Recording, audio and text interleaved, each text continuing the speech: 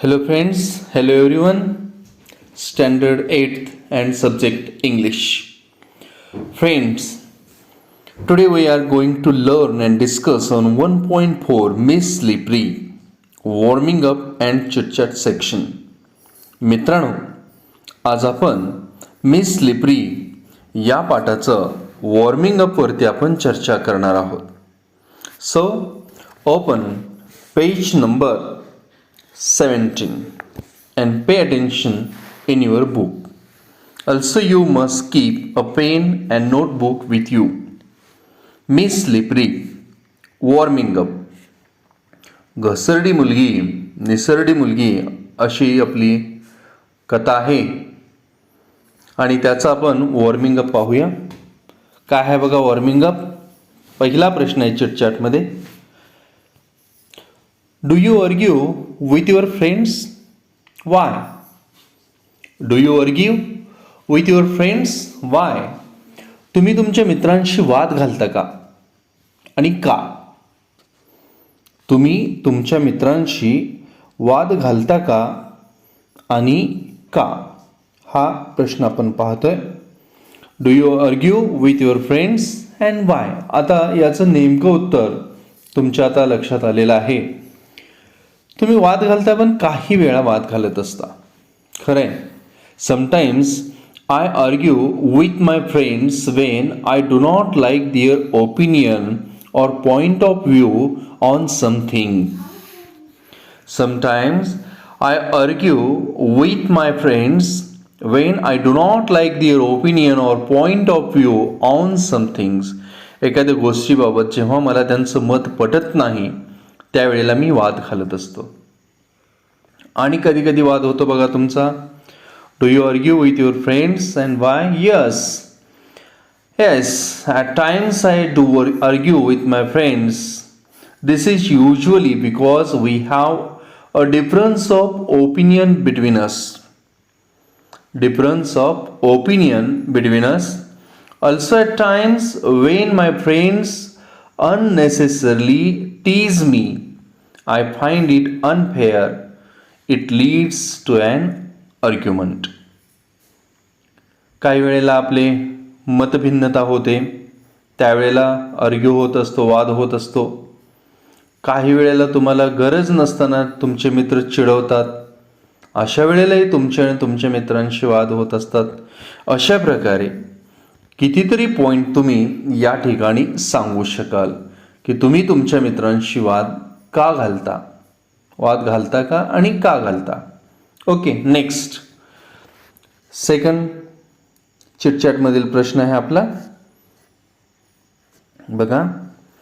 Do you stop your arguments after some time और continue it for a long time. काय प्रश्न आहे आपला. Do you stop your arguments after some time और continue it for a long time. तुम्ही थोड्या वेळाने वाद घालायचं थांबवता. थोड्या वेळाने तुम्ही वाद घालायचं थांबवता का बराच वेळपर्यंत वाद घालत राहता. तुम्ही बरीचशी मते याबद्दल प्रकट करू शकता. I never continue it for a long time. I stop my argument after some time. मी माझा जो वाद आहे तो I never continue it for a long time. I stop my argument after some time. काही वेळानंतर मी माझा वाद थांबवतो. माझा वाद मी बराच वेळ घालत नाही असंही तुम्ही म्हणाल. किंवा तुम्ही कारण असंही सांगू शकाल याचं की थोड्या वेळाने तुम्ही वाद घालायचं थांबवता का बराच वेळपर्यंत वाद घालत राहता. तर याचे ओपिनियन तुमचे वेगवेगळे येऊ शकतात. Our group of friends have been together since Our group of friends have been together since kindergarten. We have realized that arguments need to be sorted by talking it out.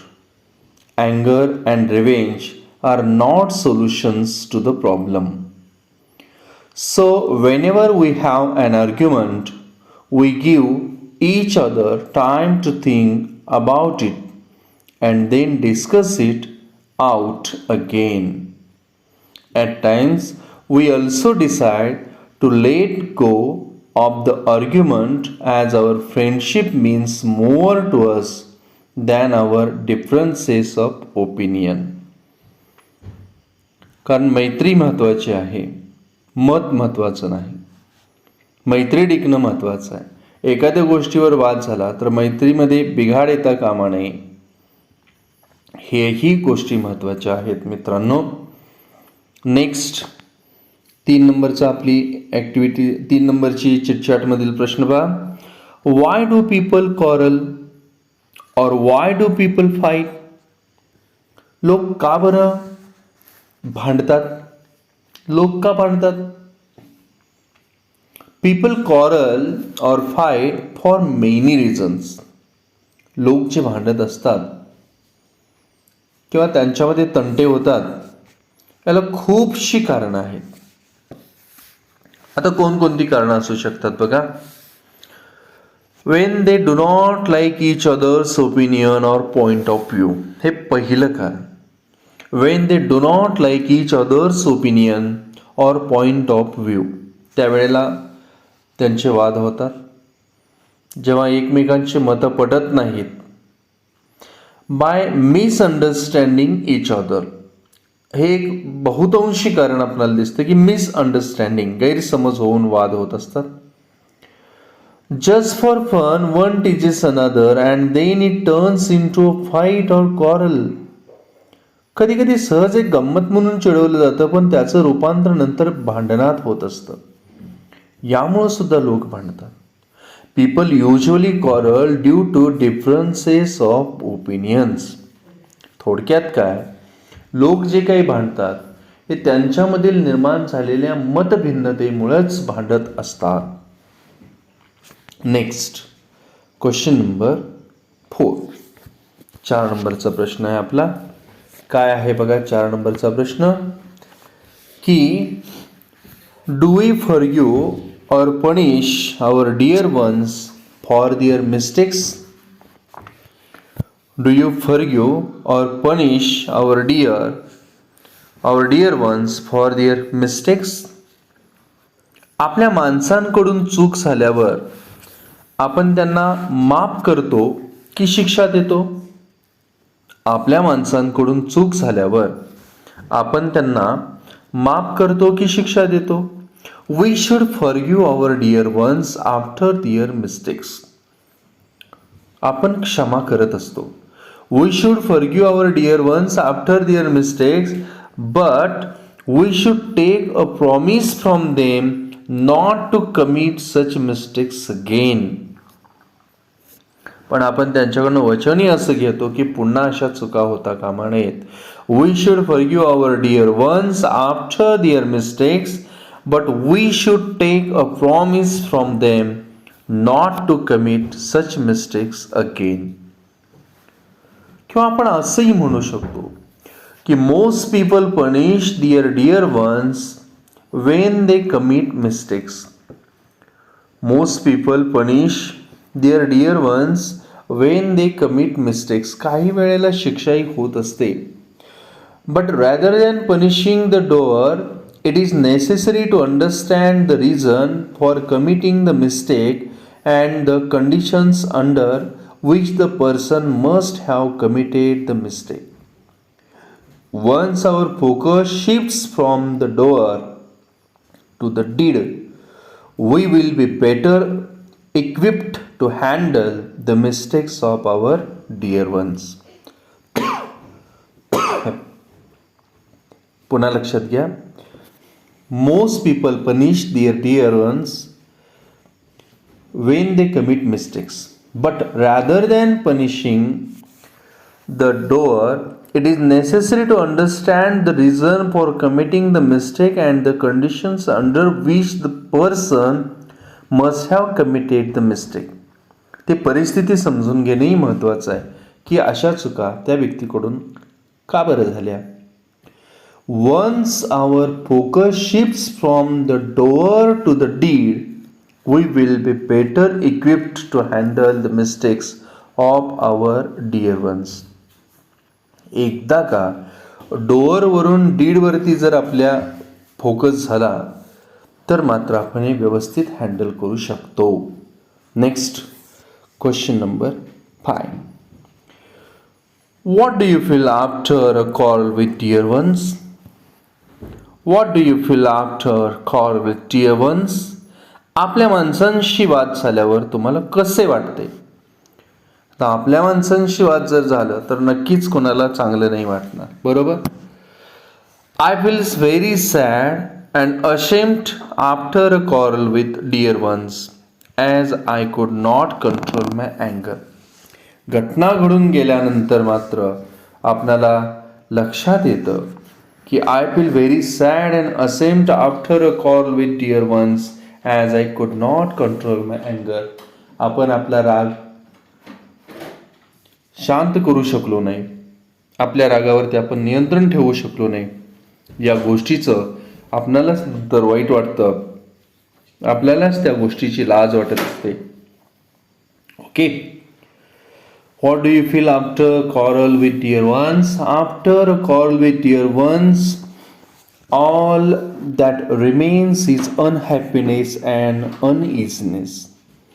Many a times, in the heat of the moment, many things are said which may cause irreparable damage to the relationship.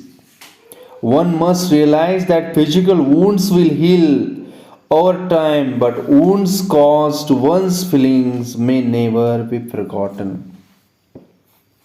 या सगळ्या गोष्टी आपणाला ह्या नंतर लक्षात येत असतात. त्यामुळं पण शक्यतो कोणाशी भांडू नये, पण जरी भांडलं तरी वाद आपले पटकन मिटले जावे. नेक्स्ट ऑन पेज नंबर, त्याच पानावरती पान नंबर 17 वरती पुढची ॲक्टिव्हिटी एक दिलेली आहे आपल्याला. या ठिकाणी ही ॲक्टिव्हिटी तुमच्या लक्षात येते. काय सांगितले बघा. Think over the following and tick mark the proper option as per your choice. आता यामध्ये तुमच्या स्वतःच्या अनुभवानुसार तुम्ही या ठिकाणी टिक मार्क करायचे आहेत. Okay.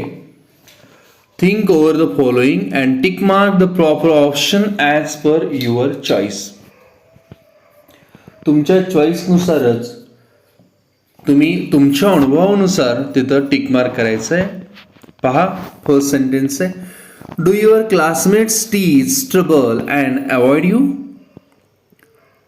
Do your classmates tease, trouble and avoid you?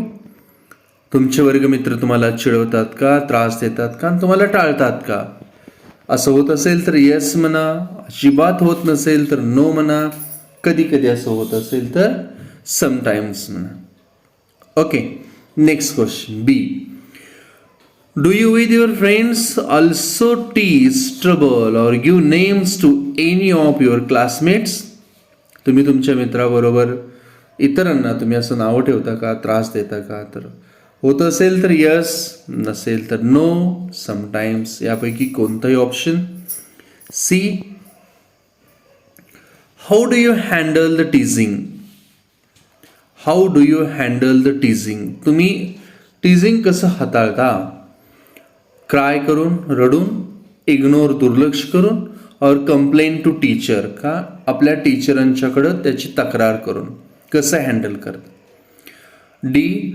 How do you handle yourself when punished in class? How do you handle yourself when punished in class? वर्गात तुम्हाला शिक्षा झाल्यानंतर तुम्ही ते कसं हाताळता? क्राय, गेट अँग्री, क्राय रडून, get angry राग खूप येतो, decide to change, decide to change की बदल करायचं निश्चित करून कशा पद्धतीनं तुमची रिॲक्शन असते ते लिहायचं आहे. What is the best way to react when others trouble? Or what is the best way to react when others insult you? दुसरे जर तुम्हाला त्रास देत असेल, दुसरे जर तुमचा अपमान करत असतील तर what is the best way to react? अशा वेळेला चांगल्यात चांगला मार्ग कोणता रिॲक्ट होण्याचा? टेक रिवेंज बदला घेणे, इग्नोर देम टोटली संपूर्ण दुर्लक्ष करणे, बिकेम डिप्रेस्ड डिप्रेशनमध्ये जाणे, अँड नन ऑफ देम यापैकी काहीही नाही. अशा पद्धतीनं तुम्ही तुमच्या रिॲक्शन्स या ठिकाणी द्यावयाच्या आहेत. ओके. आता नेक्स्ट आपला प्रश्न आहे, rewrite using proper punctuation marks and capital letters. मित्रांनो, योग्य ते पंक्च्युएशन मार्क आणि कॅपिटल लेटर्सचा वापर आपण या ठिकाणी करायचा आहे. आता कॅपिटल लेटर्स हे तर माहीत आहे, पंक्च्युएशन मार्क याबद्दलही या अगोदर आपली चर्चा झालेली आहे मित्रांनो. तर पंक्च्युएशन मार्क्समध्ये full stop, comma, semicolon, question mark, exclamatory sign, single inverted comma, double inverted comma, अशा पद्धतीनं हायपन, अशा पद्धतीनं आपण बरीचशी पंक्च्युएशन मार्क वापरतो. पंक्च्युएशन मार्कला मित्रांनो खूप महत्त्व आहे. विरामचिन्हामुळे वाक्याचा अर्थ पूर्णपणे प्रकट होत असतो. आता या ठिकाणी दिलेली जे वाक्य आहेत, विरामचिन्हांचा वापर करत असताना कोणतेही स्पेलिंग चेंज होत नाही, हे डोक्यात घ्या. पहिला आहे, Amar said I could not complete my geography homework. आता हे अमरनं बोललेलं वाक्य आहे, त्यामुळं काय होईल बघा, कॅपिटल लेटर्स वगैरे जे आहेत ते आपल्या कसे येणार आहेत. तर या ठिकाणी अमर सेडचं या ठिकाणी अमरचं विशेष नाव हे नाम असल्यामुळं कॅपिटल ए इथं सुरू होईल, अमर सेड. Okay, comma. आता त्याच्या मुखातलं वाक्य अमर म्हणाला, म्हणून ते कोणाच्याही मुखातलं वाक्य असेल तर ते डबल इन्व्हर्टेड कॉमामध्ये आपण घेणार आणि आय या ठिकाणी कॅपिटल येणार. Okay, Amar said comma, double inverted comma, I could not complete my geography homework, full stop आणि डबल अवतरण चिन्ह पूर्ण. A capital for Amar, Amar said comma, in double inverted comma, capital I could not complete my geography homework, full stop, and complete the double inverted comma. या पद्धतीनं बदल होईल. या पद्धतीनं आपण विरामचिन्ह वापरणार. ओके. आता इन सेकंड लाईन दुसरे वाक्य काय आहे बघा, why did you go to Nagpur. Why did you go to Nagpur. तर यामध्ये why did you go to Nagpur, वायचं या ठिकाणी डब्ल्यू कॅपिटल होईल डबल अवतरण चिन्हामध्ये, double inverted comma. Why did you go to Nagpur, नागपूरचं एन कॅपिटल होणार आहे या ठिकाणी, and question mark, complete the double inverted sign. Okay. Next, the president of India lives at Rashtrapati Bhavan in New Delhi. यामध्ये आता पहा किती बदल होणार आहेत आपले. कॅपिटल अक्षरच आपल्याला वापरावी लागणार, शेवटी फुल स्टॉप येणार, कारण विधान आहे, स्टेटमेंट आहे.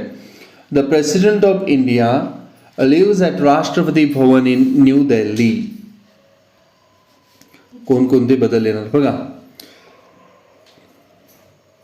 दचं टी कॅपिटल, द प्रेसिडेंटचं P capital, the president of India I capital, the president of India lives at Rashtrapati R capital, at Rashtrapati Bhavan, Bhavan B capital, Rashtrapati Bhavan in न्यूचं N capital, Delhi D capital.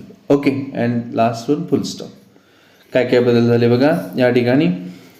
The president of India lives at Rashtrapati Bhavan in New Delhi. T, दचं T, प्रेसिडेंटमधील P, India I, Rashtrapati R, Bhavan B, New N, and Delhi D. इतकी अक्षरं आपल्याला capital करून घ्यावी लागली योग्य ते विरामचिन्हांसाठी, पंक्च्युएशन मार्क्ससाठी. Next fourth line, what a loud explosion that was. What a loud explosion that was. आता हे उद्गारवाचक वाक्य आहे, त्यामुळं काय होईल पहा. सुरुवातीला W capital, what a loud explosion that was आणि उद्गारवाचक चिन्ह लास्ट. इतकाच बदल या वाक्यात असणार आहे. Okay. And last one, physics, chemistry, zoology and botany are branches of science. आता इथं नाव आहेत म्हटल्यानंतर आपल्याला कॅपिटल करावं लागणार. ओके. या गोष्टी आपल्याला कॅपिटल बनवून घ्याव्या लागणार आहेत. तुमच्या ध्यानात येत आहे तर विषयांची नावं आहेत त्यामुळे ते कॅपिटल तर होणारच आहेत आणि एकाच गटातले आहेत त्यामुळं स्वल्पविराम देऊन आपल्याला ते वेगळे करावे लागणार. फॉर एक्झाम्पल आता पहा, फर्स्ट वन काय आहे, फिजिक्सचं P capital comma, chemistry C capital comma, zoology Z capital comma नाही तिथं, and botany B capital are branches of science S capital full stop. Okay. अशा पद्धतीनं physics P capital, chemistry C capital, zoology Z capital and botany B capital and branches of science S capital. या पद्धतीनं आपणाला, आणि last one full stop, या पद्धतीनं आपल्याला proper punctuation marks and capital letters वापरून हे वाक्य लिहायचे आहेत. नेक्स्ट वन काय प्रश्न आहे पहा आपल्यासाठी. Write in your own words what according to you is the best way to get rid of a negative or bad quality in your friend. I will read the first once again. Write in your own words what according to you is the best way to get rid of a negative bad quality in your friend. तुमच्या मित्राच्या किंवा मैत्रिणीच्या एखादा दुर्गुण नष्ट करण्याचा सर्वोत्तम मार्ग कोणता. ते तुमच्या शब्दातल्या, इन युअर ओन वर्ड्स, तुमच्या स्वतःच्या शब्दात लिहायचं आहे की तुमच्या मित्राचा किंवा मैत्रिणीचा एखादा दुर्गुण कायमस्वरूपी नष्ट करण्याचा सर्वोत्तम मार्ग कोणता हे तुम्ही सांगायचं आहे. आता याची वेगवेगळी उत्तरं तुम्ही सांगू शकाल, याचे वेगवेगळे मार्गही तुम्ही सांगू शकाल. The best way to read a friend of bad quality is by talking it out.